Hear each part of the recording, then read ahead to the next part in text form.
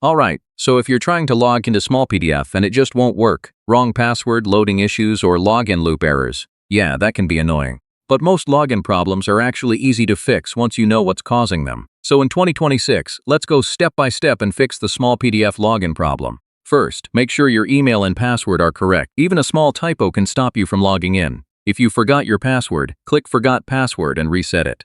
This is the fastest way to regain access. Next, check your internet connection. A weak or unstable network can block login requests. Clear your browser cache and cookies. Old login data can cause repeated errors or loops. If it still doesn't work, switch browsers. Try Google Chrome or Microsoft Edge for better compatibility. Browser extensions like ad blockers can interfere with login pages. Disable them temporarily and try again. Open Smallpdf in incognito or private mode. This gives you a clean session without stored data interfering. Sometimes the issue isn't you, it's the server. If Smallpdf is down, you just need to wait and try again later. Make sure your browser is updated. Old versions can cause login compatibility issues. Finally, restart your device. This clears temporary system glitches and refreshes everything. So yeah, that's how to fix Smallpdf login problems in 2026.